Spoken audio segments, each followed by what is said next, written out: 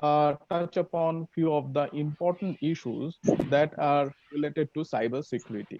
Okay, so the title of my talk is Science and Technology in Cybersecurity, a brief introduction. So let us start with this statistics. So this is the statistics, some data for mobile internet users in India is a kind of comparison between urban users versus rural users. So here you can see that this red mark that corresponds to the number of users in millions from the rural area, and the blue mark that stands for the number of users in million from the urban area.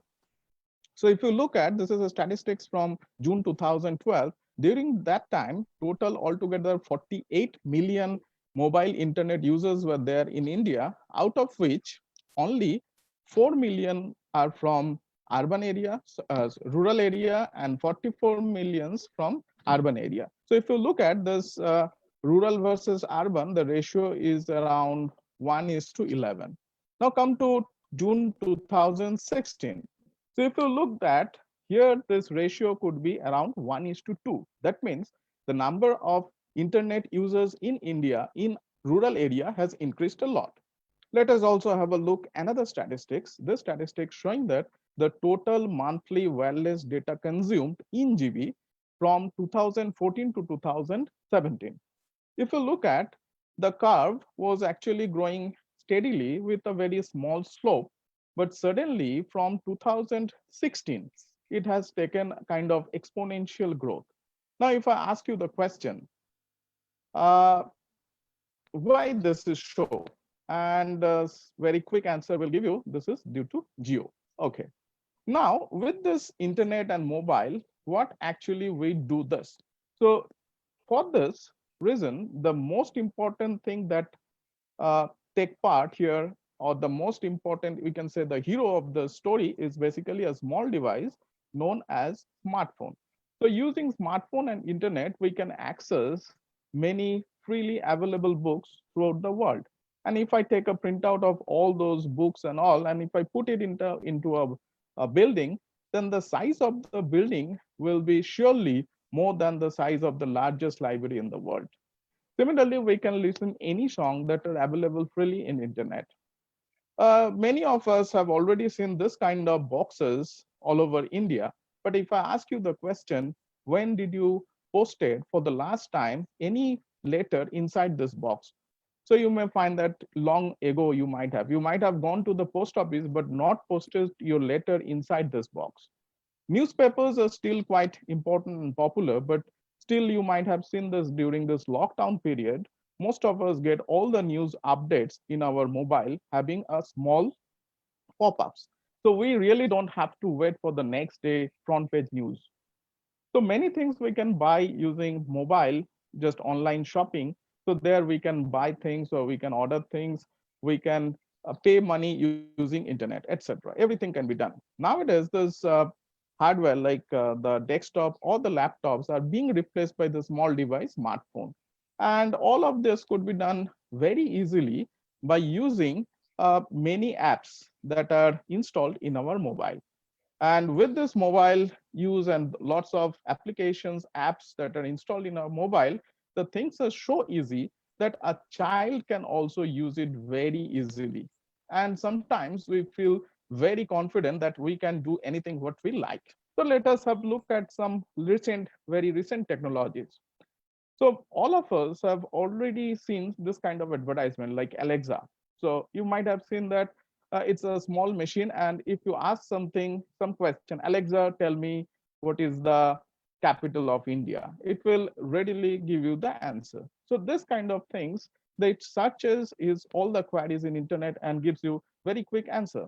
You might have also seen this kind of advertisement where Sri Amitabh Bachchan ji is operating his air conditioning machine at his home, staying from far away, maybe from Switzerland.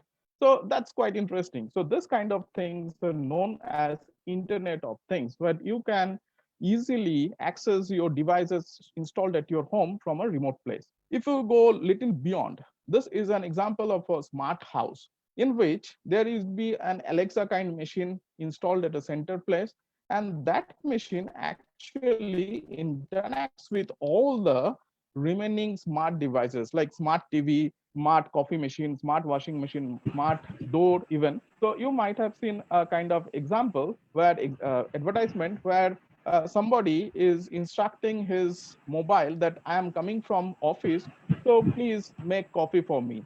So this kind of things, when he comes, he will get some hot coffee and so on. So all these things could be done by using internet and modern technology.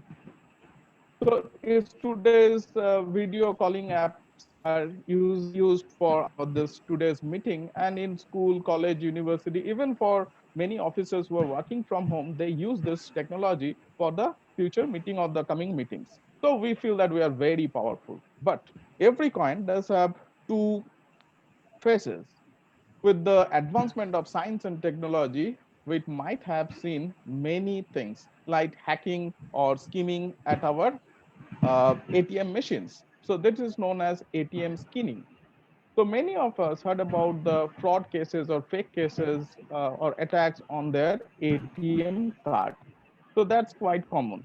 So do you think that the companies they have introduced this color of golden chip inside their card just for decoration purpose? Is surely not.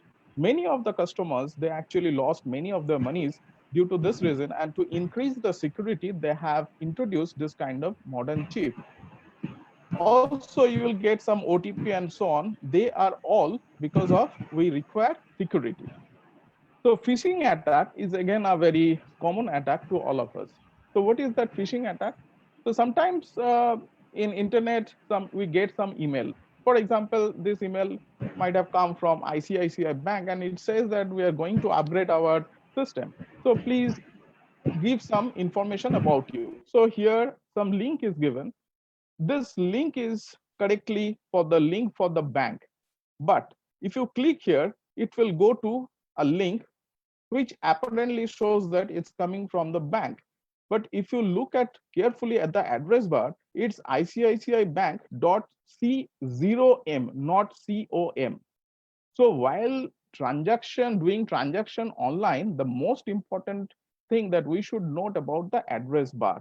First of all, this address doesn't contain HTTPS, HTTP secure. If it is HTTPS, then you will find some locked sign here. That means your encryption is being done on your website. If your site is not with HTTPS, it's recommended not to do any transaction of money on that website. Also, we should be very careful about the spelling of the site. Sometimes people they use some extra character just to distinguish it so that they can be registered for as a website. So hacking is quite common in today's scenario. So many malwares, like many apps for mobile, especially for internet gaming apps. So they are sometimes many malwares are actually installed through this kind of uh, internet gamings. And this things could be done by hackers. So hackers actually what they are interested for. So they are basically interested on our personal data, like our date of birth, name, email ID, password, bank account details, etc. So here the bank account details are being gone to the hackers by installing this kind of malwares. So when we install the apps, so usually we prefer to install apps from say Google Play Store. But you'll be surprised to know that sometimes from Google Play Store we may have some malwares. For example, few years back it was reported that our one of the favorites apps like Cam Scanner. So many of us use Cam Scanner for scanning purposes. So the Scam Scanner has some malware. So it happened that the Scam Scanner company had to rely upon some third party, and the third party has introduced some malware inside this apps. And when it came into picture, then Google withdrew that apps from their website. But later on, when it was removed, the malware were removed, it was again placed at Google Play Store. So that's what we have to be very careful while installing those kind of apps from outside. Now, when the hackers they get some information, they actually want to either use for their own sake or they want to sell it. So for that, there is a place in the internet called dark web or darknet where they actually sell all the information. So this dark web or darknet is a special kind of bazaar. So it's a marketplace where it's very difficult to get the identity of the buyer or the identity of the seller. So that's why the anonymity was maintained there. That's why it's very difficult for the outsider to know who is buying or who is selling the things. That's why many illegal dealing were done in this place. And so hacker for this place is basically for hackers and illegal dealings. So there you might have seen that your personal details are selling in this form. So here the password, etc. So we have to be very careful about all this. So I'm again going to another important aspect. Here is a little advanced technology. In India nowadays, we have many high-end cars, and we know that these high-end cars are automated. So there is some small chip or small computer is there, broadly speaking, which actually communicate with each other to increase the efficiency level. Now it has been reported that this car, this small computer can also be hacked, and the control of the car can be controlled from a remote place. That means the driver may be useless. You may certainly have a brake, or the speed of the car may be increased from outside and so on. So not only that, again, a very shocking news, it says that the high-end pacemaker, the pacemaker means the when we have some problem at our heart, so we have some external support, a small device which helps us to have the control or the pumping ability of the heart will increase when we install that instrument. So that is, we call it pacemaker. And high-end pacemaker, they also have a small computer inside it. And it has been reported that the small computer of that pacemaker can also be hacked. So it's quite a shocking news. So as I have already mentioned that now we could have the smart homes, and the control of the smart home can also be hacked. So in a broader sense, we could have the cyber terrorism. So what is that cyber terrorism? So it was previously like for few people, it has effects on few people, but it may actually affect a lot of people all over the world. So in 2017, the whole world actually witnessed this kind of scenario. So it was WannaCry ransomware attack. So only this attack only lasted for 4 days in the month of May 12 to 15 in 2017. What it actually did. So suppose my machine is affected through this virus. When I on this machine, in the screen, this screen will come. It says that, don't worry, all the data of your machine are intact or safe. I have just encrypted them. That means I have given a lock on that. Pay money through this Bitcoin technology. So this is electronic currency through this technology. Send me some money, around $300 to $600. Then I will give you the lock of the key, and then you will get back your information from your machine. If somebody will tell me that, okay, I hacked your machine and give me money, I will say that, don't worry, I have enough backup and I don't have that important document inside my laptop. But see, if this will happen with some multinational company's main server, then they will not be able to publicly announce that their server has been hacked. So they have to give money, and within the 4 days, more than 150 countries, more than 2 lakhs of machines and many companies, they were affected by this virus, and billions of dollars were given to them to get back their information. So this is a kind of map. The red color portion is like the coronavirus attack. It's all over the world. It's the virus attacked during that time, only within 4 days. So the question is what to do? A simple solution could be stop using internet. But if I ask you the simple question, especially to the younger generation, is it really possible to stop using internet? The answer will certainly be no. So what we require a secure digital world. And here the term cryptography comes into play. So if we have in our background or as a backbone cryptography as a topic, then we could say that with less fear, you can use internet. But you can never say that in a fearless way, you can use internet. So in the world of internet, nobody is 100% secure. Nobody can guarantee you that you are 100% secure. So let us try to understand what is cryptography. So the term cryptography comes from two Greek words. One is kryptos, means hidden, and graphia means writing. So cryptography is nothing but the art of writing secret message. So let us try to understand few basic terms related to cryptography. Suppose here is a sender, this boy is a sender, and this girl is a recipient. And the boy wants to send some message to this girl through internet. Till now there is no problem, but some bad guy is trying to listen what is being sent. If he only listens, then only that may not be of that problem. But that bad guy has the ability to modify the text of the message. Then it is really a serious issue. Under this situation, the boy can never send the original message. In terms of cryptography, we call it plain text. So the original message is known as plain text. So he needs something, some technique, so that he can convert the original plain text into some cipher text. That means some locked message. So he requires some lock and key so that the message plain text may be locked into cipher text, and then this locked message could be sent to this insecure channel. Now the process through which the original message, the plain text, is transferred into the cipher text is known as encryption. So through encryption, the plain text is converted into cipher text.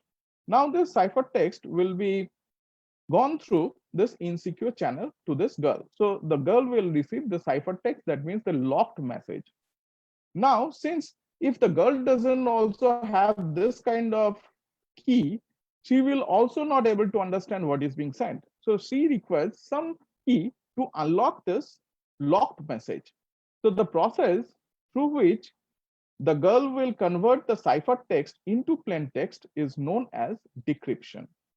So this encryption and decryption together, we call it cryptography. So there is a person who is always trying to construct something. That means he is trying to do some constructive things. At the same time, another group of people are also there who is trying to observe what is being sent and always trying to find some loopholes, drawbacks, etc. of the schemes that they are using.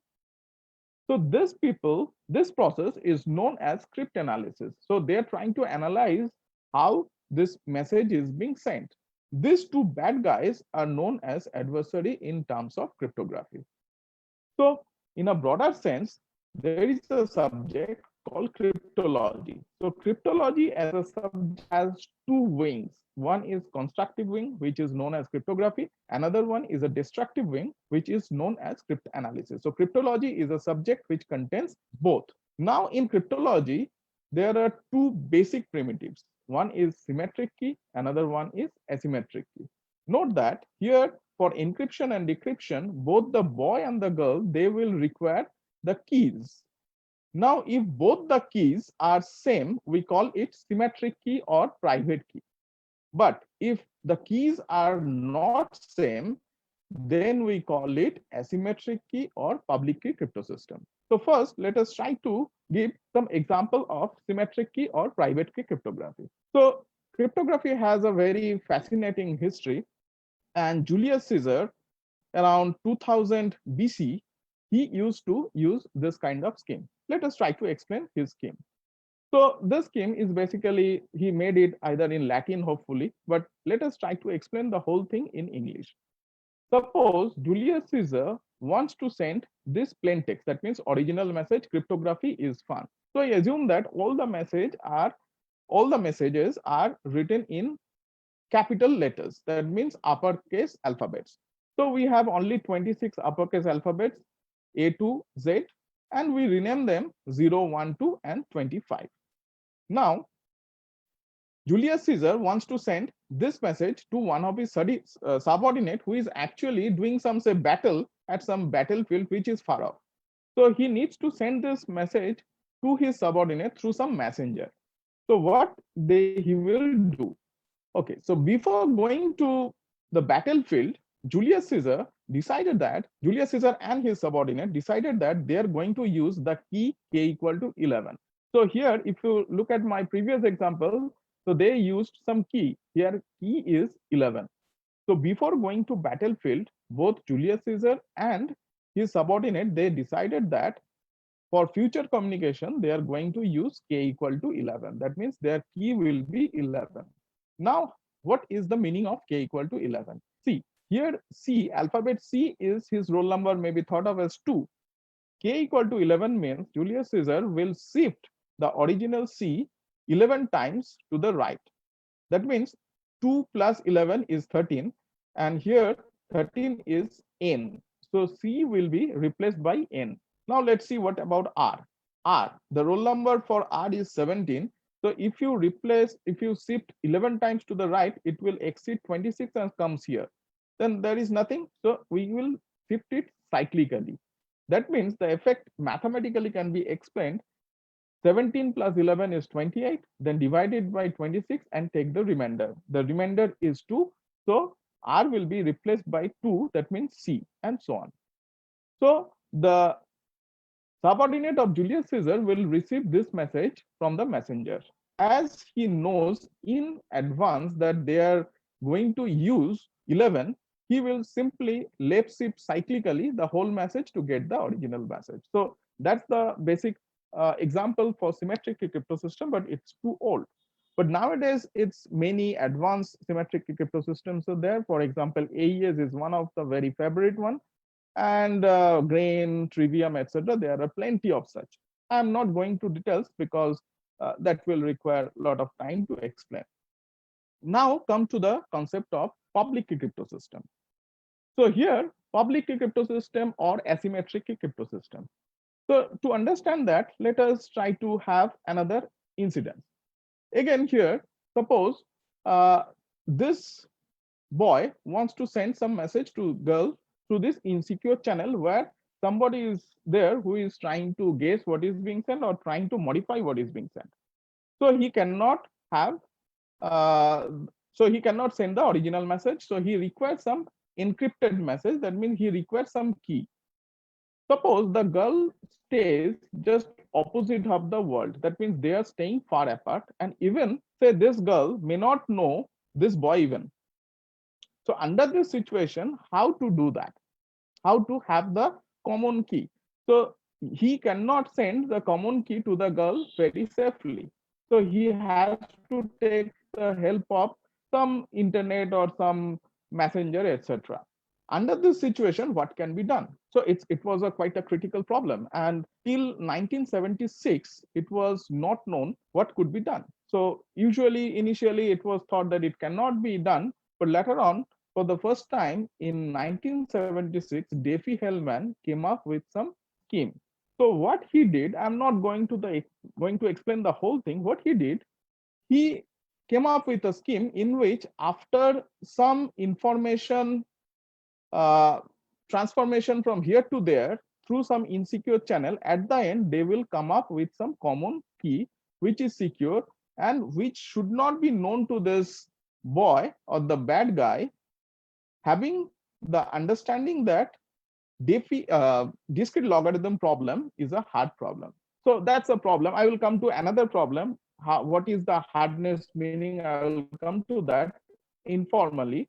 But Diffie-Hellman for the first time came up with an effective idea. He also gave some idea of public key crypto system. I'll just explain what is that. So before going to the public key crypto system formally, let us try to explain the basic motivation.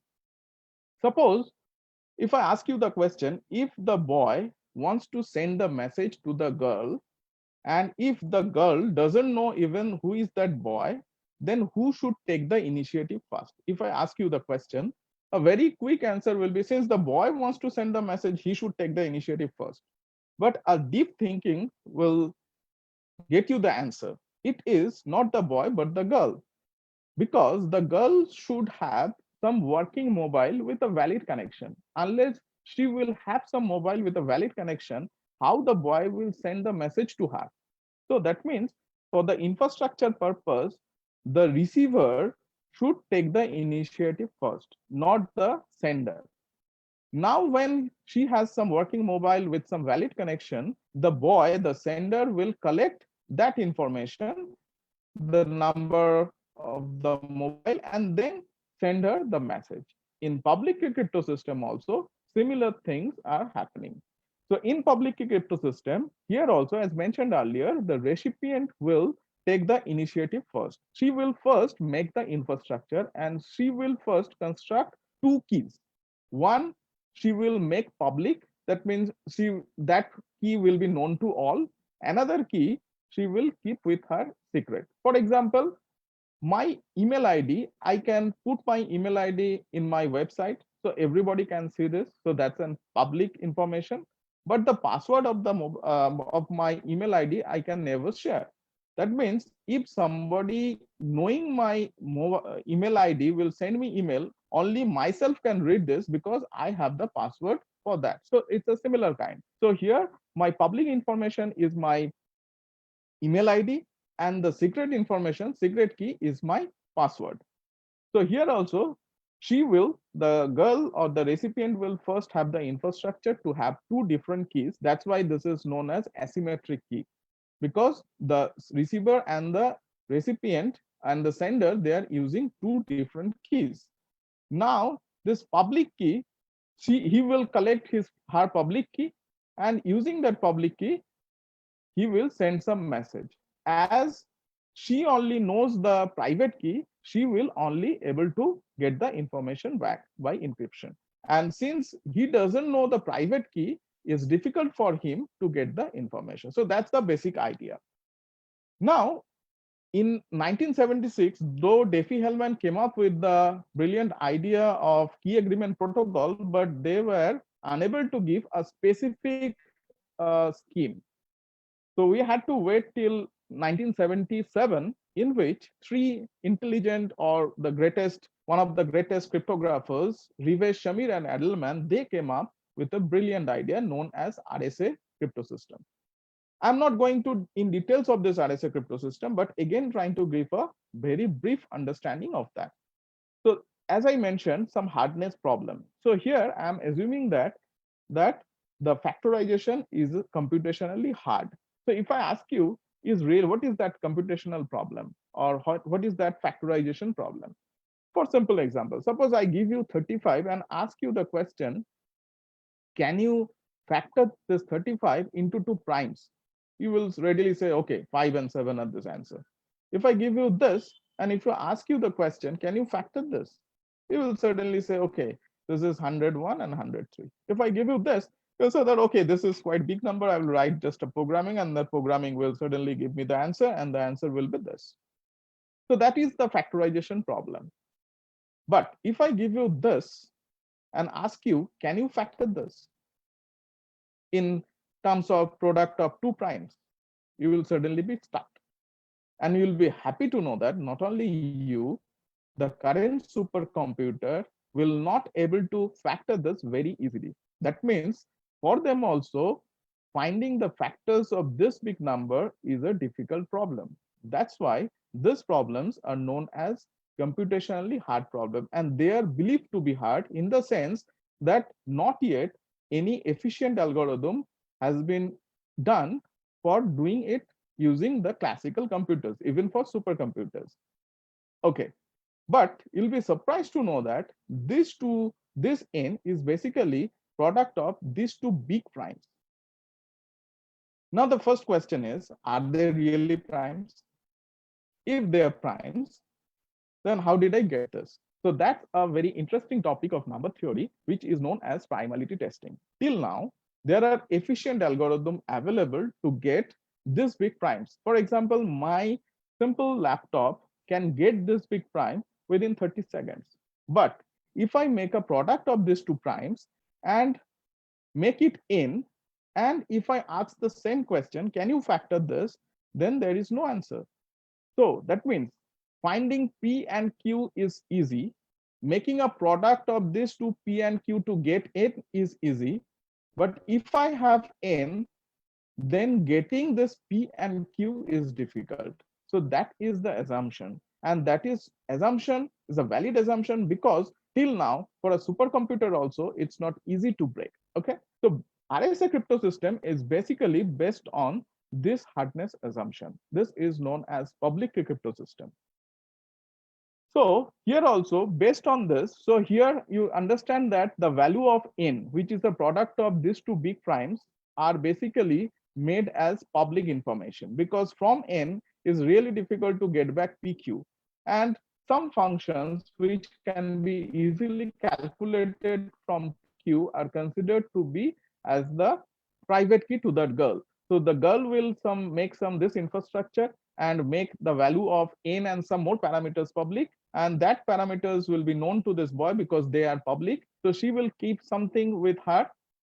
Based on this public parameter, he will encrypt his message and send this message, and by some mathematical simple calculation she can get this information because she knows the private one. Here this parameter d is the private one, so she will use this d to get the original message. So that's the idea of public key crypto system. So if you want to know more details about this, you can we can refer to this book by Springer, so published by Springer. So nowadays, most of you might have heard about the term end-to-end encryption. So it's quite popular now, this end-to-end encryption. So let me try to give a very brief idea, not exact idea, but the brief idea of the motivation for this end-to-end encryption scheme. So what is this end-to-end encryption?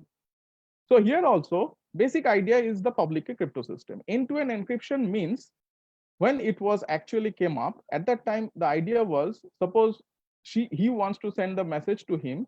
So end-to-end encryption means the encrypted will be here and the decrypted will be here. Nobody in between will able to get the information. But in today's scenario, that idea is little bit changed. It says that not only in between anybody, it is not also possible for the service provider. For example, WhatsApp, they will also not be able to get what is being sent. What is that idea basically? So as I mentioned, for public key idea, if she is the recipient, the infrastructure has to be made by her.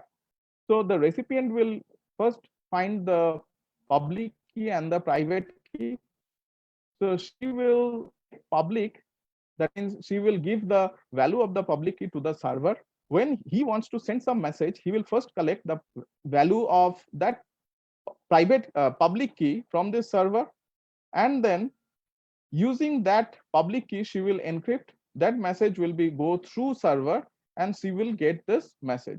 As she knows, only she knows the private key, only she can decrypt this and get this message. So that's the idea of end-to-end encryption, and that's quite popular in today's scenario. WhatsApp, they are telling that since this public key and private key mechanism are being done in the local machine of this girl, that's why they will not understand what is the private key, because the private key is only stored in the machine of this girl. Nobody else knows about this private key. That's why nobody else, even WhatsApp, will also not be able to understand. But few things here we must take care. So that's the broader idea, but few important things we should take care. First of all, the both of them, especially the recipient, should have the guarantee of the following. This says that no one else has read the message in transit. That means when the message will come, the girl should know that no one else should read this message in the transit. Not only that, she should have that confidence that no one else has modified the message in transit. Not only that, she will also have the confidence that the message really comes from the sender. It is not the case that somebody else with the name of this boy is sending this message. Not only that, the last one is later on the sender, that means the boy, should not deny that he has sent the message. So this kind of real life practical situations are very important in digital world, and to implement that few concepts are very important. For example, confidentiality, which goes for the first point, integrity, which goes with the second point, authenticity, and non repudiation. So they are the ideas, and to implement these ideas we require few primitives from cryptography. For example, symmetric or asymmetric crypto system for confidentiality, for hash function for integrity, MAC or signature schemes for authenticity and non-repudiation. So these things are quite important. So they are quite advanced. So in today's talk, I'm not going to explain or elaborate all of them, but they are very much important for the basic schemes to understand all the things. So I am thankful to Google for helping me in finding important and necessary images. I have taken images from Google. So many of them are from different websites. So I'm thankful to all of them and this book. So any question or comments?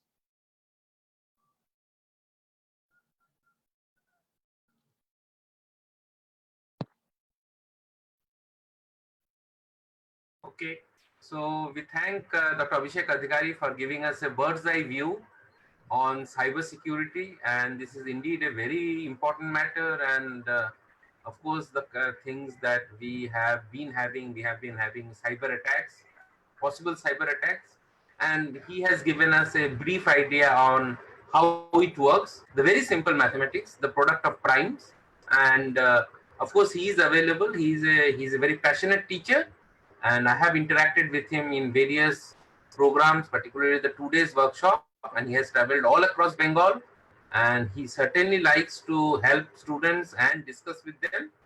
So now the session is available for discussions.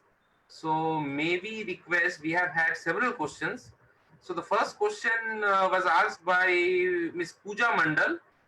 So can you unmute her and so that she can ask her question?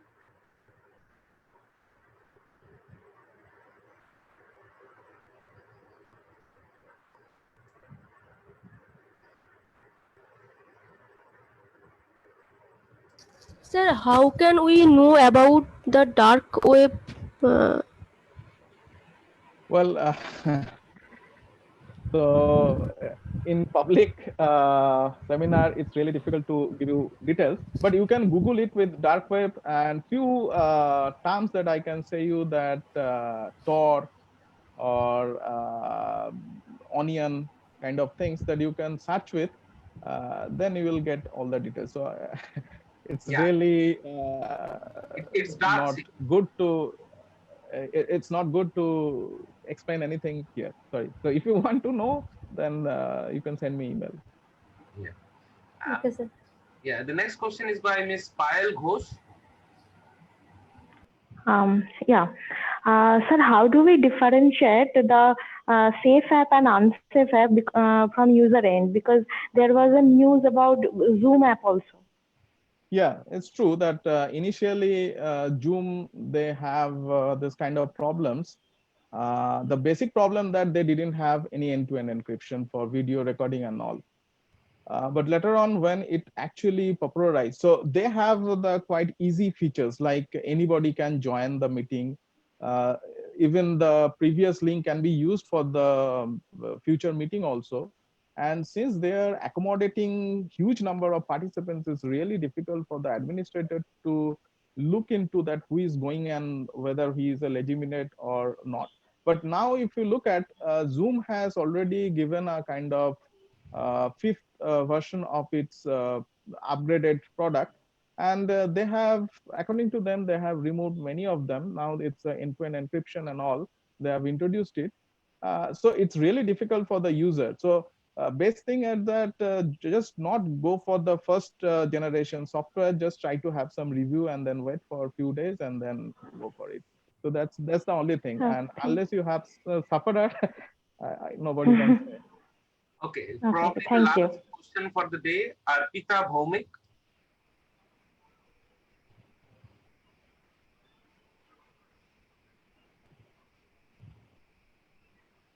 Arpita Bhaumik. She has raised the question.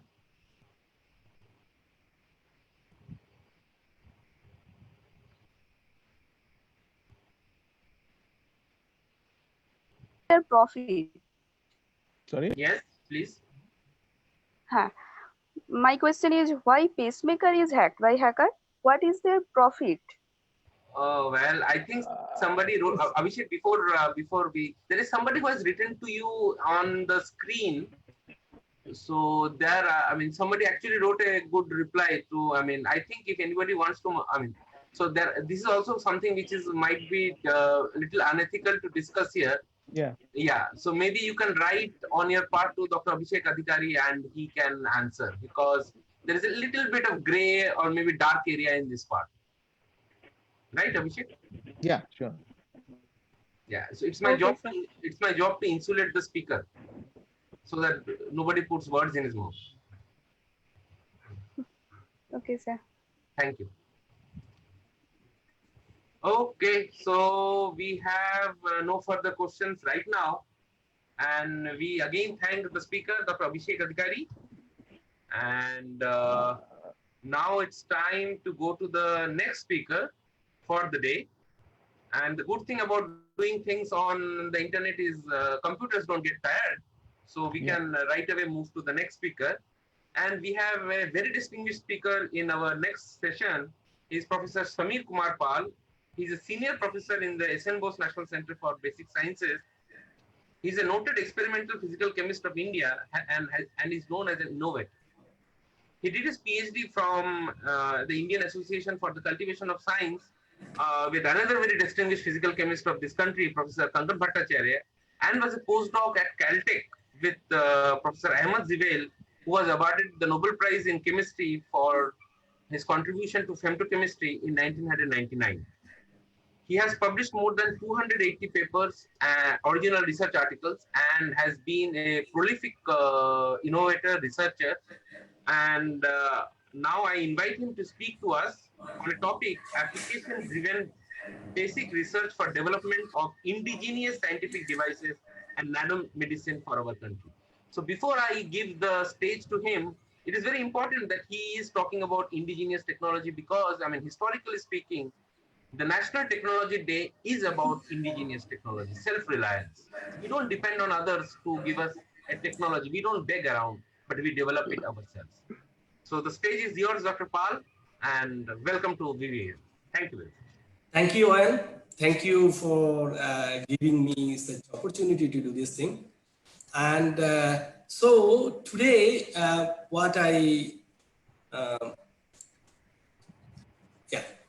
So, today's thing is clearly explained by you a few minutes back that this is a National Technology Day, and this is, the year of 2020. So it has a particular importance, I will explain.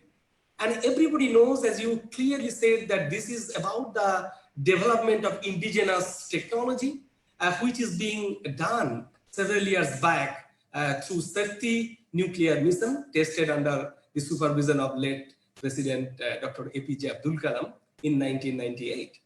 So it is also known that after 2 days, of that particular day, 2 nuclear weapons were fired at the part of the Operation Shakti in Pokhran range. So that was also very, very well known.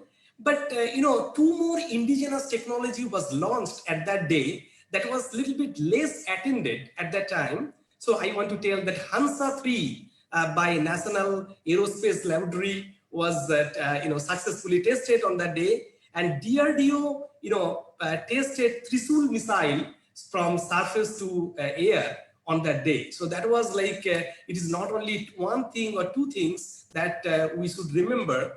2 more things that we have to remember, that on the day many things happen. And why I said that 2020 is particularly important, that actual actor of that game, like Dr. Abdul Kalam, wrote a book at a time, and Abdul Kalam explained the importance of science and technology for the development of India. So he wanted to see India to be a developed country by 2020. So that was the point. And let's see that if you could see, if we could really get this idea that we will become a developed country and we are dependent on our own technology, then we do not have to worry about the lots of other problems that we are facing right now because of the COVID-19. Like we should have our own, vaccine. We should have our own medicine, something like that, to fight against COVID-19. So that was there. Now, I want to add one more stuff. Like I heard the real vision or real vision from Dr. Abdul Kalam through Professor Ahmed Zuel, as one particularly pointed it out, that he is my teacher, he is my advisor in Caltech, and he is Nobel laureate, definitely. He got Nobel Prize in Chemistry in 1999. So he had a direct interaction with Dr. Kalam in 2002 during his visit to Dr. Kalam. And they had lots of discussion that I'm really feeling fortunate that I heard everything through Professor Zuel. So that was the important thing that I want to tell you. So now today, what I'm going to share, that application-driven basic research for the development of indigenous scientific devices and nanomedicines for our country. And before I start my talk, let me clarify a few confusion that you may have. For example, we are from SN Bose National Center for Basic Sciences, and this is a DST Autonomous Research Institute like ISCS, where OION is belonging. That was there. But not only in abroad, when I go over there and talk about our center that I am from SN Bose National Center for Basic Sciences, then people nod their head vertically and they say, oh, you are from Bose Institute. Then I had to nod my head horizontally and then say, no, I am from SN Bose Center. Because there is a lots of confusion about the name, the last name Bose, as you may find over there. Let me clarify that who is the Bose of our concern. So you see that this is the two photograph, that is a very, very early photograph of the galaxy of James at that time. And you can see Professor J.C. Bose. So J.C. Bose is the father of microwave. And normally he is known to be a biologist, but he is a physicist, very much physicist, and he is known to be the father of biophysics in India. So he discovered many things. So whatever discovery is, very, very interesting to me is something different. He discovered life in plants. And as a result, all the vegetarian became very, very unhappy. Because before him, people usually used to think that, they are eating and not killing any life. But his discovery is telling that whenever you are eating even the vegetarian food, then you are killing the life. So that was this game-changing discovery. And he has a very good friendship with Professor APC, Acharya Prafulla Chandra Ray, so who is really first entrepreneur in our country. So I will explain that how he became the entrepreneur. So that was there. But where is Professor S.N. Bose? Like Bose Institute is named after Professor J.C. Bose, but S.N. Bose is here. So S.N. Bose is the student of Professor J.C. Bose, and also he was the student of Professor APC. And you see, he's very bright student at the time. Now, coming back to the indigenous technology, if you are careful and if you basically came to know that what Modi ji, our respected Prime Minister, said in the recent Science Congress, so he said that a new India needs technology and a logical temperament to invent, disseminate technological solutions. So he clearly said that basic science is good, no problem with that, but we have to focus on the real technological solutions. So he clearly said. And for the students community, he just said one mantra, that is the IPPP mantra: innovate, patent, produce, and prosper. So that was this message to the student community, that whoever, particularly the junior faculty members, wanted to write proposal, be careful about this thing. So if you write something with technology oriented or application driven basic research, then possibility of getting that fund is very, very high. So now Swadeshi technology or indigenous technology that we are talking, that failure of or need of this Swadeshi technology goes back to 1900, early 1900, when the Swadeshi and boycott movement was completely failed. Like, there was a little response in boycotting British medicine. So at the time, you can boycott everything, your clothes, your shoes, something like that, if you don't like, if it is making in London or even made in USA. But if you are unconscious, you are in a hospital and people are giving you medicine, then you cannot refuse because you do not have any sense on that. So that fact was really realized by Professor APC, Acharya Prafulla Chandra Ray, and he started the Bengal Chemicals. So that was the first pharmaceutical industries in my country. And he believed that independence in technology is the key for the real freedom. So that was his statement. And after a few years, Gandhiji, like the father of our nation, started one movement called Khadi movement, and he was so frustrated at that, and he was a great promoter for this indigenous technology. He said that I am convinced that Swaraj cannot come so long as tens of millions of our brothers and sisters do not take charka, do not spin, do not make khadi and wear it. So that was there. So that he said that lots of cottons we are producing, but we do not have any technology to weave our own clothes. So that was his point. So this is telling that exactly the symbol of self-reliance, self-government is the real independence. That was his point. And today, if you just go back and think that are we independent? If you may ask that in which field, then you can find that in food is okay, dress is okay, housing is okay, roti, kapra, makan, no problem with that. But if you think about the energy, you can think that 50% we are independent because we are making lots of crude oil.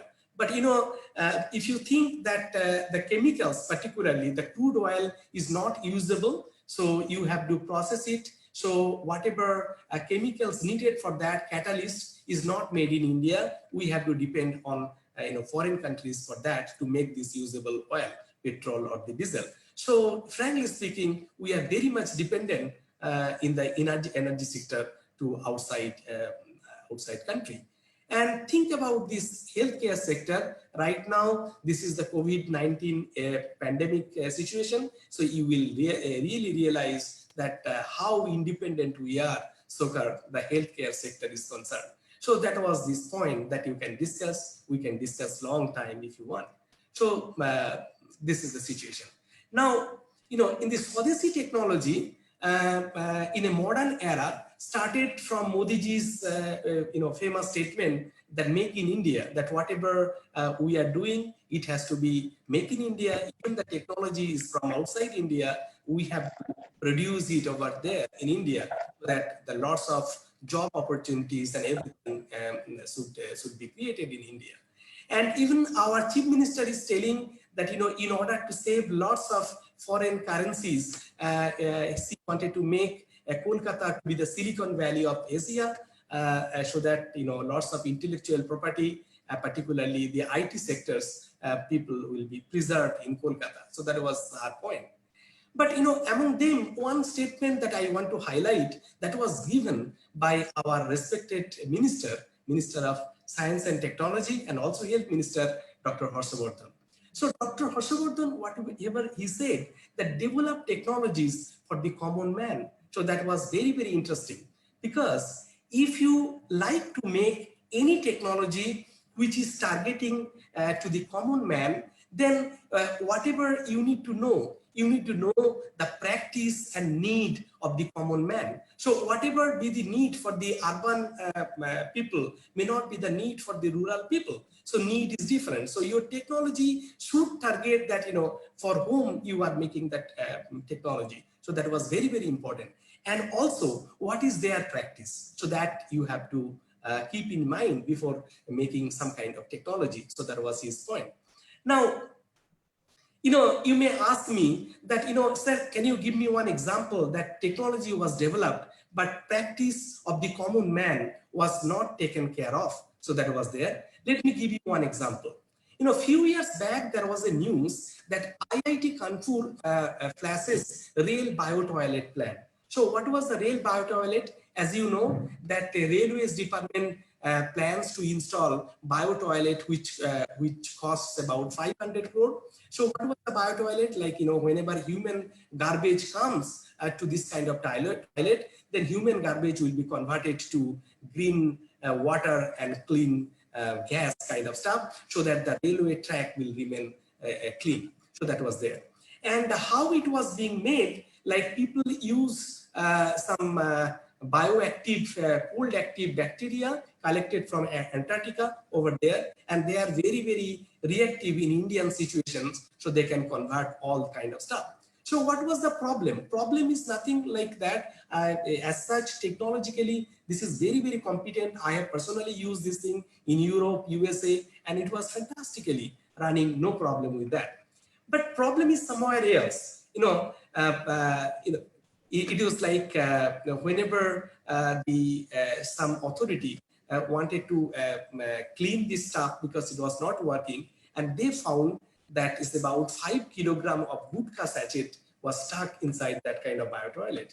So you see that whenever they installed, this practice was not being considered, that we are taking gutka and we have a habit of throwing it out, everything outside over there.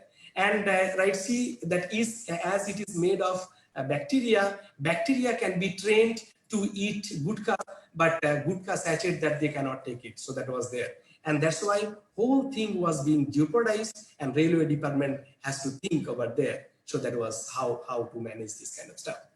Another problem, like a need of the common man and the practice of the common man is evidenced in this news. Like a 3 IIT joined hands to build self-driving cars. So that was there, and this is very good news. But these Google car didn't come to the market. You know why?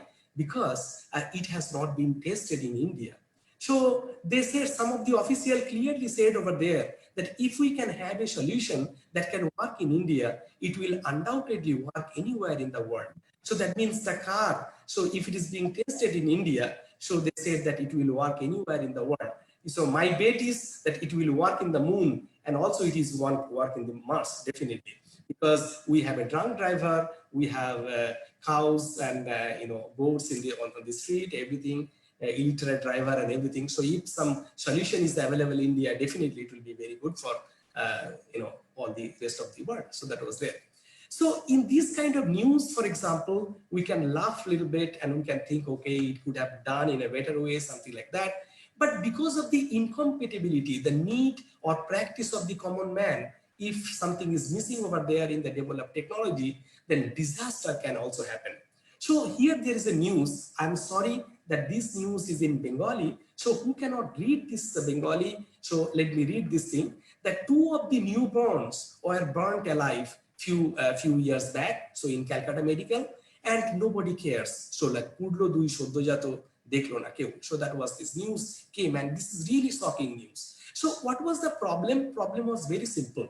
So whenever baby comes from their mother's womb, so their body temperature normally is lower, and then you have to put it under a radiant warmer over there. So this is a radiant warmer, and radiant warmer give this heat, and then body temperature will become normal. So that was there.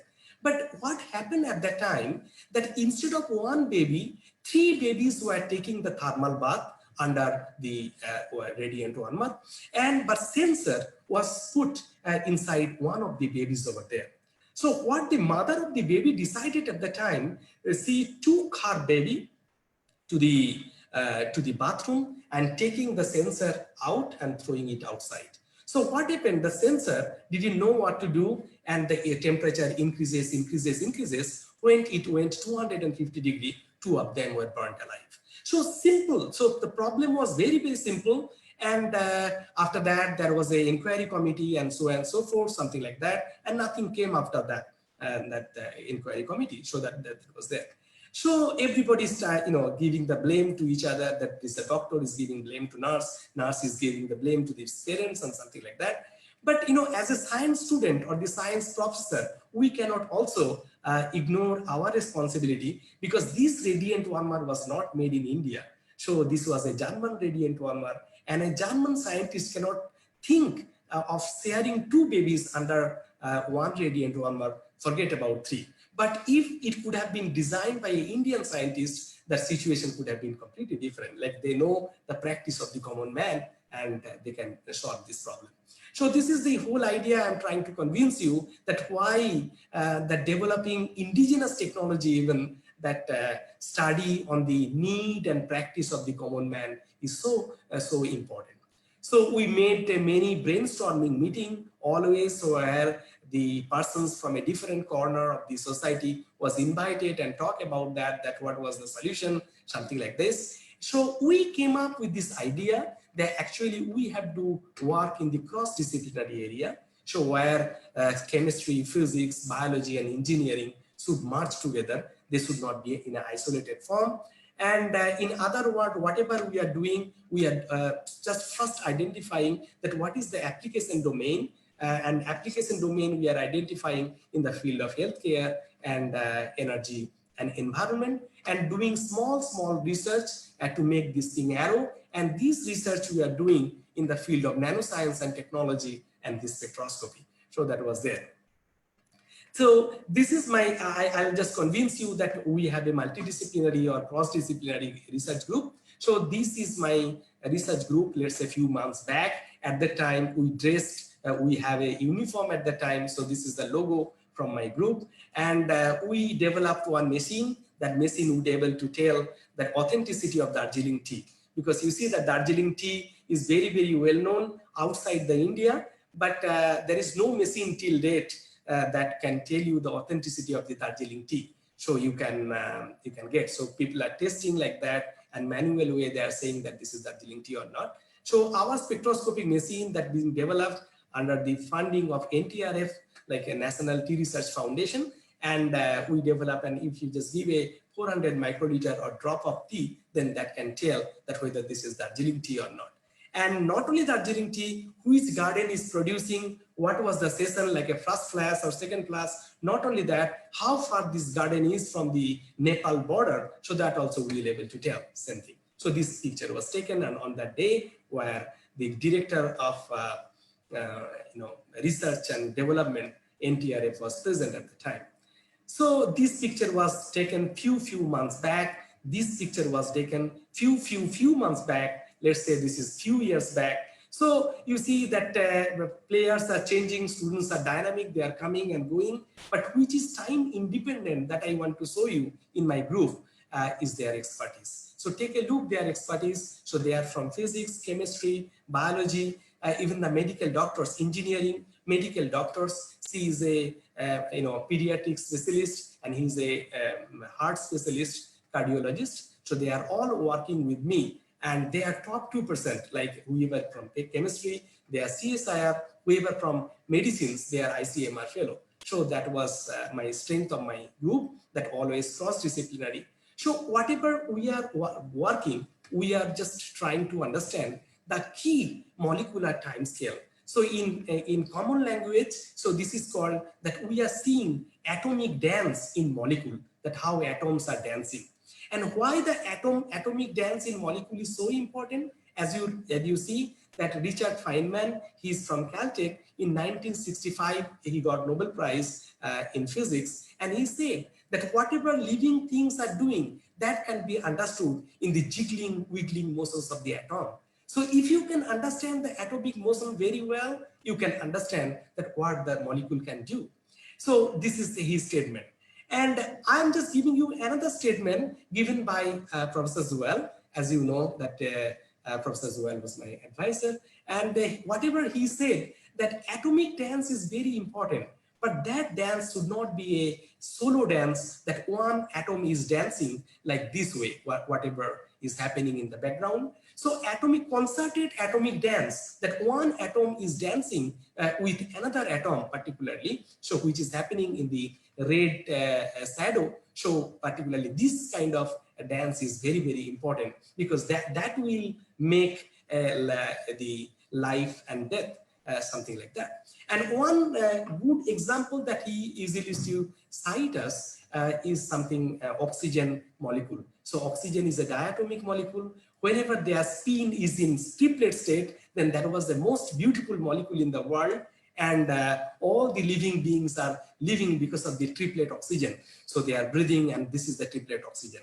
But if you flip one of the spin over there and make a singlet oxygen, so that was the most dangerous molecule in the world, and it will oxidize everything, it will kill everybody, and all our aging and then oxidative stress problem is coming because of the singlet oxygen. So we are trying to understand the atomic dance through ultra-fast spectroscopy, and we are working in a different area, like a fundamentals of biomolecular interactions. Whatever we are writing something in red, so that was basically basic science, and whatever in blue, so that was basically the answer of so what, or the application.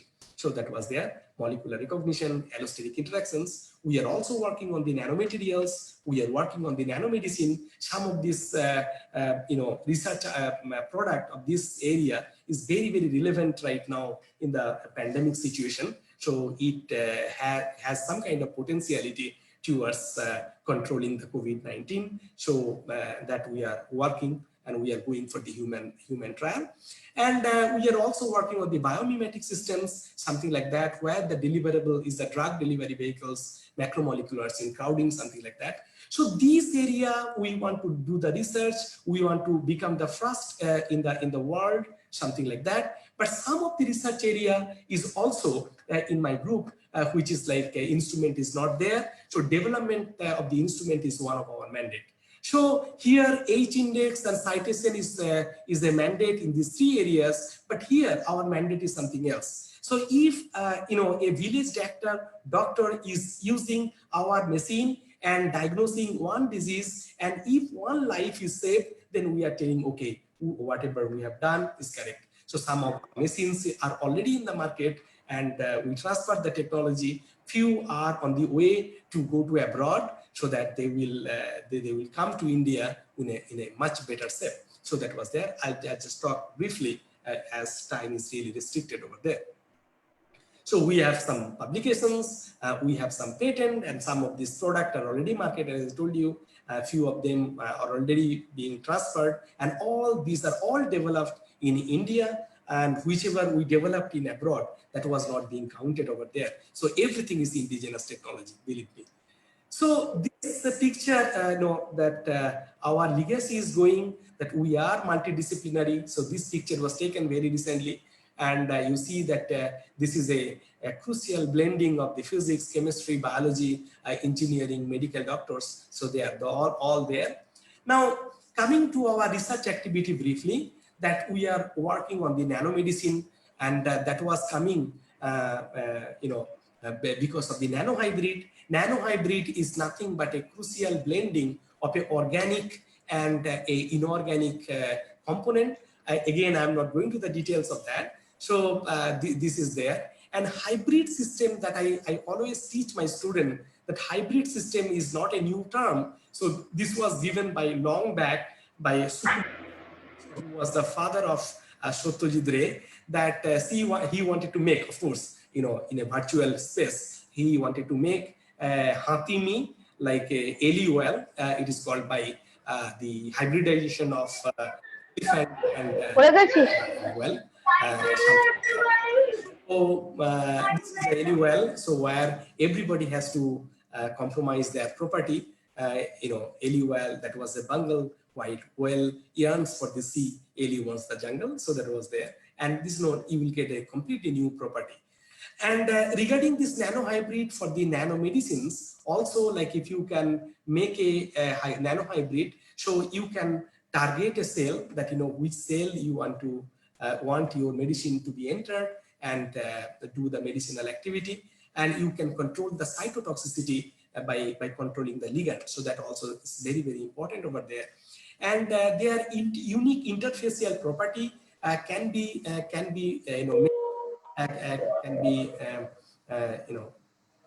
identified through an ultra-fast spectroscopy.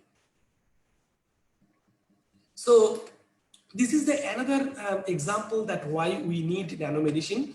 because you know that if you just conventional medicine, if there is a problem in our heart, for example, and if you take the medicine, medicine will be distributed all over the body and create the side effect, something like that. Some portion will go to the target organ, but instead, if you have a targeted drug that we are just trying to make, and if you just inject this drug over there, then most of them will come to the target organ. So effective concentration of the drug in the on the target organ will be much higher compared to that in the conventional drug. So that also we are trying to make.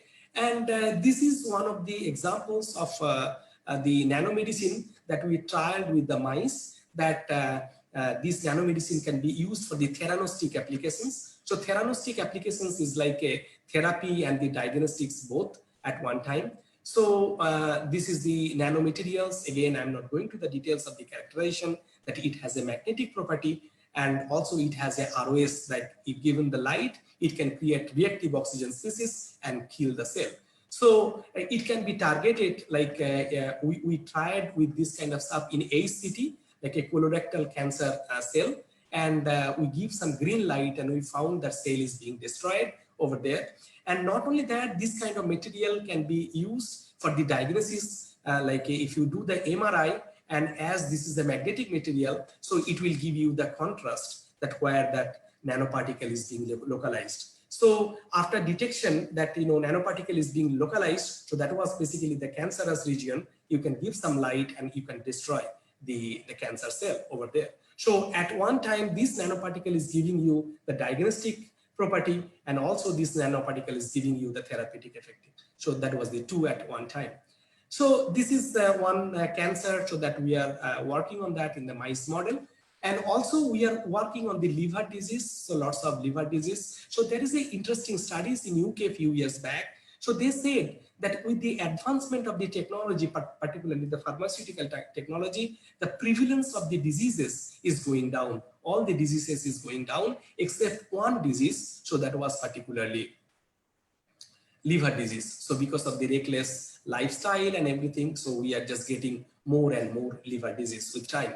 And if you just take a look at the scenario of the hepatitis, so you can see that India is very much in the orange zone. So that was very, very dangerous zone.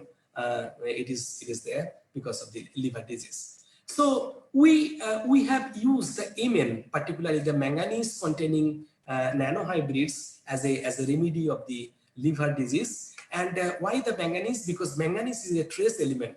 Unless we have the manganese, particularly for the female subject, they will have the problem with the thyroid and everything. So this is, we need manganese, and body knows how to deal with the manganese entry. So that was very, very important.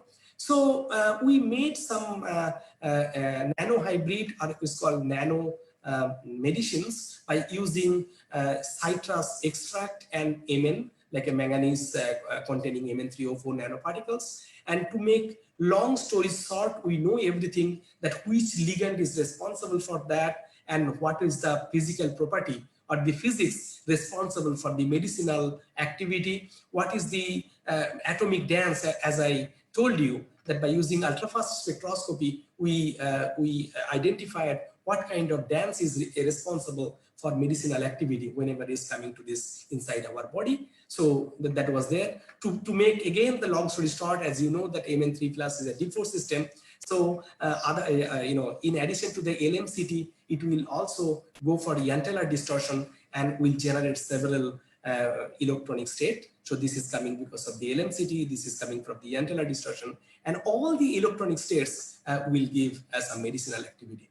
So, a few years back, we trialed these nanomedicines to one of the biggest hospital in my city. It is PG Hospital. And we trialed to 12 hyperbilirubinemia patients. Hyperbilirubinemia means that their common language of this kind of stuff is called jaundice. So they are having very high bilirubin count. So bilirubin is a molecule, particularly is very dangerous molecule. It can cross the blood-brain barrier. And as a result, whenever it goes to the brain, and if it is not being cleaned up in 4 to 6 hours, then there will be a body condition is called cardiac terrors. And cardiac terrors will jeopardize all the subject, and they will be killed eventually. So that was this whole idea. So whatever we did, we took this nanomedicine and then injected on their blood, and we found in 2.5 hours their bilirubin level is coming down. But all of them died because we didn't have any ethical permission to inject or to their body. So, but we got a hope. So why we got a hope? Like, that if you just take a look at the history, that whenever one drug is being discovered in a lab, they cannot immediately go to the market. They have to wait for several phases. So first phase is a preclinical trial. That is the trial of the nanomedicines on the small animal that we are doing over there.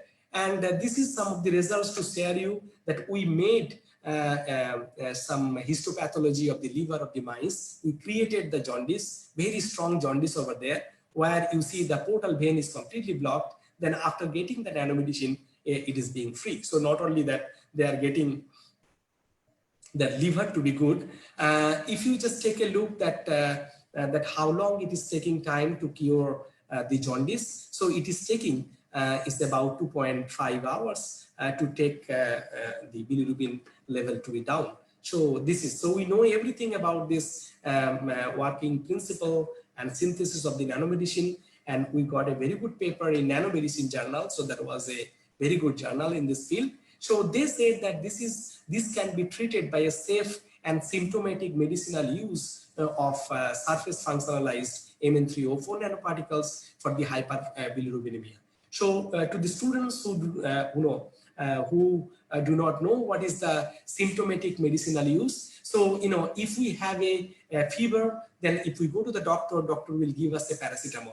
So paracetamol is a symptomatic medicine. So it will reduce the fever only. So then after that, the doctor will decide that whether this is the inflammation or the infection, and treatment procedure can be decided later, something like that. So for the jaundice, there was no symptomatic medicine till date, like to reduce the bilirubin only. So we have shown that this kind of nanomedicines are having huge potentiality to control the jaundice in our body. So we have also tablet version of this kind of medicines to use the liver disease and mutant model. So we have shown over there. And if there is a fibrotic liver, so fibrotic liver can be reversed to this. So we have shown through the oral administration of this kind of medicines over there. So manganese neurotoxicity also, that we have shown that this kind of medicines are good for the neurotoxicity, like Alzheimer kind of diseases can be controlled or can be managed with this kind of medicines. And these are the details. So this is the real, the few days back, it was published in Medchem that if there is a heavy metal toxicity but lead, so that can be reversed through the nanomedicine. So that was a small animal trial, so that we have shown over there. Now, this is the second part, the stuff, like I quickly wanted to show you one of our products. So that was in the market. As I told you, that some of these, our technology are already in the market, and at least 3 hospitals in my city, they are using this instrument. So how it came to our mind. So we started working on 2014, and at the time, that child mortality rate was very, very high. So there was a report in a newspaper. They said that we are losing about 200 children per hour. So not in year, it is in hour, it is not a spelling mistake. So that picture came. And at the same year, so UNICEF published one document, and they said, so far U5MR is concerned, U5MR is like a under 5 mortality rate. So the children who will not able to see their 5th birthday over there, under 5 mortality rate, India is #1. And at the time we were next to Nigeria, and so that was the situation at the time. So right now I came to know that under 5 mortality rate reduced drastically because of the healthcare development, and people are getting more attention over there. So that time we did, but still now such under 5 mortality rate like a U5MR is about 120 or 140, something like that. So whatever UNICEF said that India is losing lots of children, so they are the future of our country. So this is okay because this is a developing country, something like that. But 30% of the mortality is preventable. So that was particularly shocking. And why it is preventable? So UNICEF said that if you can detect anemia, like whether the baby is suffering from less blood or not, or the jaundice or the oxygen deficiency, you can stop the 30% of the mortality. But the problem is that in order to detect this kind of abnormalities, you need a doctor, but our doctor is really busy in my country over there to attend lots of patients every day, something like that. So preventable deaths are really becoming, unreachable like this. And these are the few statistics. I'm not going to the details of that. That 50% of the, 50% of the U5MR is being taken care of neonatal death. So that was there. So neonatal means whenever their age is becoming 21 days. So within 21 days, they are becoming dead, something like that. And the maternal mortality rate because of the anemia in our country is very high. So that was because of the hemorrhage. And also, as I told, that carnivorous and neonatal jaundice, like the babies, they are coming, with a very, very high bilirubin level, is called neonatal jaundice. And if it is not being controlled within 4 to 6 hours, so what will happen? The bilirubin will go to the brain, and the brain will be collapsed. So, so most of the times they will become dead. So that was better because parents live, if they are surviving out of the neonatal jaundice, what will happen whole life, they had to suffer from a neuropsychiatric problem. So quality of the life will be reduced drastically. And sometimes parents pray that why he is alive, he should be dead, because he will living as a living dead, something like that. So this is the problem with this. But even a doctor is attending a baby for the that what was the problem, doctor will first suggest that go for blood test.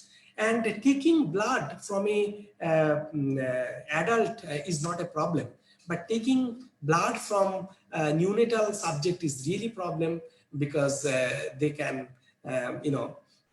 it's very hard to get. They do not have any veins to get collect the blood, and they are very, very little, like a total blood volume is about 1 liter, something like that. So that was this problem. And then if somebody is being diagnosed with neonatal jaundice, then every 4 hours or 5 hours, they have to screen that whether it is working, that he is recovering or not. So that was there. And every moment the blood test is unavoidable. So whatever is our invention, that we have applied optical spectroscopy to the conjunctiva. Conjunctiva means that white portion of the eye. We give some light over there, and whenever light is being retro-reflected from the conjunctiva, and it is going to the spectrograph like this, so it is having information about anemia, because if somebody is anemic, then his or her blood spectrum will be like this. So we will able to get this anemia. If somebody is having jaundice, we can detect from this portion of the spectrum. If somebody is having oxygen deficiency, then 2 ratio of this peak will clearly say that what is this oxygen saturation level, or SpO2 in this body. So 3 parameters can be detected in a 0.5 seconds, like a 500 milliseconds, and data can be transmitted to 8,000 kilometers. Like when I was in Germany and my students sent this thing data, so it took about 3 seconds to send, so that the other end doctor can say what to say in 3 seconds. So total time less than 10 seconds, somebody will get the treatment, that what is without any blood test. So that was our innovation. And every innovation has its own story. So one of the story that I want to share with you, that whenever after this technology transfer and everything, that it came to the newspaper. And at that time, Dr. Harshvardhan was a health minister, so he wanted to visit our lab. And you see that I'm trying to my best to convince him, because he was a minister, And then our director and everybody was standing behind him, something like that. So I'm trying to convince him. But convincing minister is much more easier, rather than convincing a doctor, because he was a medical doctor. So what he said that, Professor Pal, whatever you were saying, that's correct, but tested it myself. So he sat down immediately and said that, I'm a doctor and I know my body parameter. So if it is consistent with my blood parameter, the bilirubin particularly, then it is okay. If it is not, better be careful. So he said. So that day he didn't say anything. So next day he tweeted one message to this nation, and he said that shining a lamp into eye could reveal bilirubin content in blood, tested on myself yesterday at Bose National Center for Basic Sciences. So he was very kind that he couldn't mix what is the Bose Institute and it is the Bose National Center. So we are very happy at the time. So I got a phone call from a different ministry that, what I want and how I want to bring this machine to these common people. So that was there.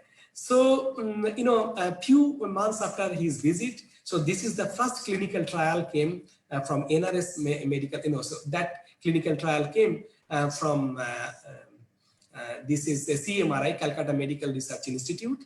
And so that was the jaundice test. And last year, it came, the hemoglobin test came from NRS Medical College. And so right now it has been transferred, technology has been transferred and it is in the market. So we call that this machine is called AJO, like anemia, jaundice and oxygen measurement device. And Hindi also it is called OJO, O for anemia, J for jaundice and O for oxygen deficiency. So that is a completely indigenous instrument that you can buy in the market if you want. So that was there. And this is our confidence that it is really invincible. Invincible means that nobody can defeat OJO for the comprehensive healthcare. Like other than blood sugar and pressure, so your blood is okay and your lung is okay and your liver is okay, that means you are ultimately okay. So that was this point. Now, the good question comes, like we started from the neonatal mortality and we are talking about the conjunctiva. But as you know that most of the babies particularly do not open their eyes are closed like that. If you want to open it, then they will just put more pressure on this eyes, something like that. Sometimes they are opening their eyes with their mother, but doctors are not the mother. But they are very good to give you finger that do it, come on, do it, something like that. So we have another technology. So that technology is supposed to go from our country to come in a better form. So we are just negotiating with the different companies outside this for the technology transfer. And this is particularly that screening device for the neonatal hyperbilirubinemia. So what it does, it gives light to the thick nail of our fat. It is like this nail, the neonatal body. And then after that, it will measure the jaundice in a 0.5 seconds again. So it has been tested with more than 3,000 babies and it is working very well. So I need to stop and I need to tell you that there is a limit and limit is the infinity. As Gurudev said, that limit is really infinity, only thing that you have to work. And let me pray that let my country be awake. Bharotere shei shorge koro jagorito. Thank you. Thank you very much for your kind attention. Okay, so I'm sure that it was a wonderful lecture, and many of us were spellbound by his dedication. And as he said, Ajay, I mean, he is really invincible, and I hope him and I wish him that his future endeavors are also bring fruit. And well, we can do, and he can do, and all of us can together do something very fruitful and meaningful for the country. Now we have had series of questions. People have raised their hands, and we will take the questions with permission of the speakers. Definitely, yes. So the first question has been asked by Mr. Basudev Kamalia. Mr. Kamalia, please.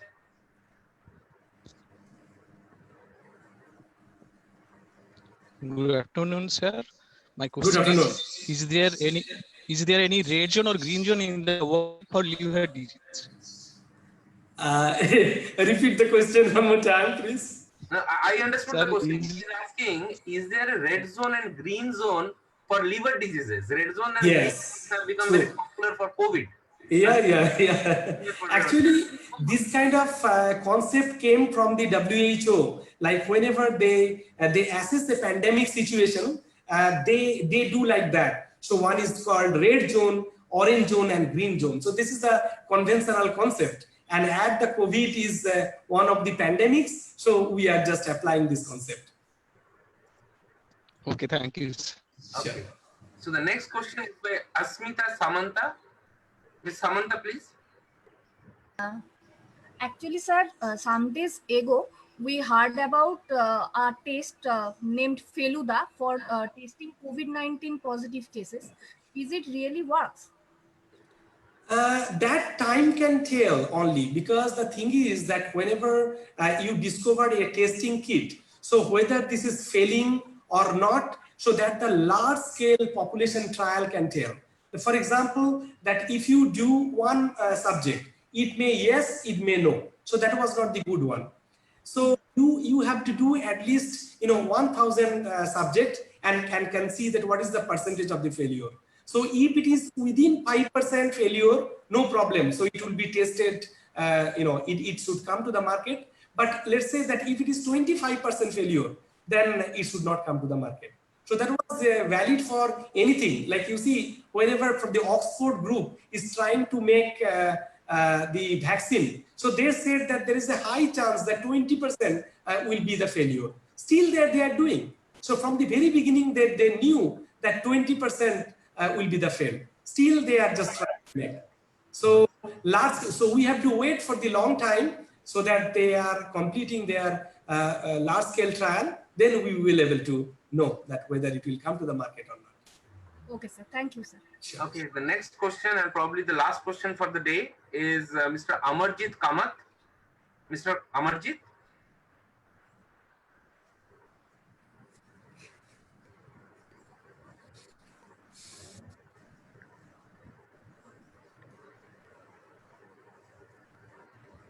Mr. Kamath.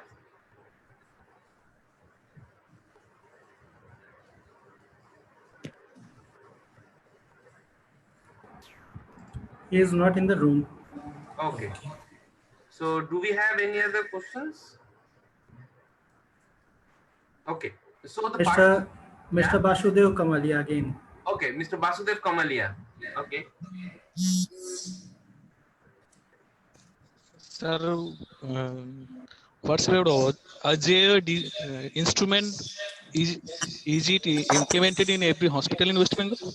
No, 3 hospitals we trial: Calcutta Medical, Calcutta Medical and CMRI, and also NRS Medical College. So right now it is working in NRS Medical College in a pediatric department, and every day, still during the pandemic also, that we are getting the data from there. Thank you, sir. Okay, so also the other participants who might like to write back or would like to think over it might write to the speakers. The speakers are always available, and you can write to them in details. And if you feel that the Vivekananda Vigyan Mission would be able to facilitate your queries, you please send a carbon copy to us as well, and we would always coordinate with these 2 distinguished speakers to get back to you as soon as possible. So, before concluding Santi Mantra. Yeah. We have 2 things. So now before we have this wonderful scientific session. So now I request the president of the Vivekananda Vigyan Mission, Professor Pallab Banerjee, to have his to say his vote of thanks, and then we will have Shanti Mantra sung by Dr. Shiv Prasad. Okay, Ayam, thank you. I am audible? Yes. Okay, thank you. So, as behalf of Vijnana Bharati in West Bengal, which is known as Vivekananda Vigyan Mission, I sincerely thank Professor Avishek Mukherjee from the Department of Mathematics, Presidency University, and Professor Samir K. Pal from the Department of Chemical, Biological and Macromolecular Sciences, SN Bose National Center for Basic Sciences, Kolkata, for their illuminating discussion. And we know that they are very busy, and in spite of their very busy schedule, we are grateful to you, sirs, for your kind participation and discussion in this technology organized by Vivekananda Vigyan Mission, West Bengal. I also thank all the participants in this webinar. They will be provided with e-certificate.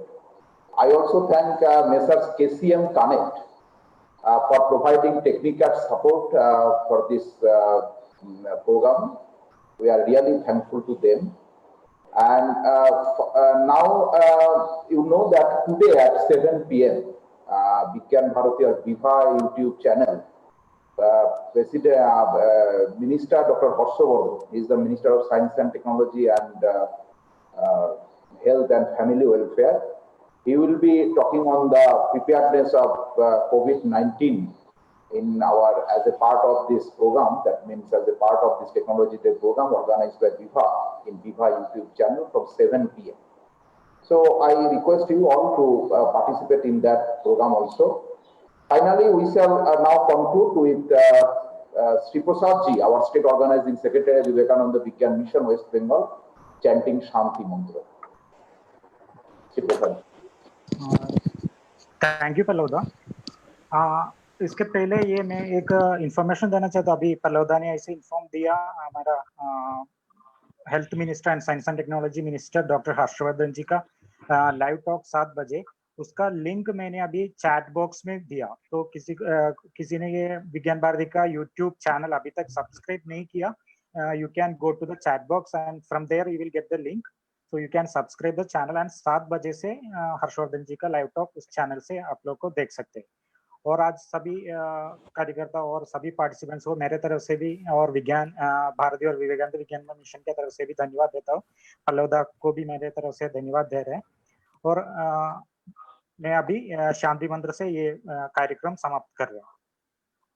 सर्वे भवन्तु सुखिनः, सर्वे भवन्तु सुखिनः, सर्वे सन्तु निरामयाः, सर्वे सन्तु निरामयाः, सर्वे भद्राणि पश्यन्तु, सर्वे भद्राणि पश्यन्तु, मा कश्चित् दुःखं मा भवेत्, मा कश्चित् दुःखं मा भवेत्। ओम शांति शांति शांति, शांति शांति शांति।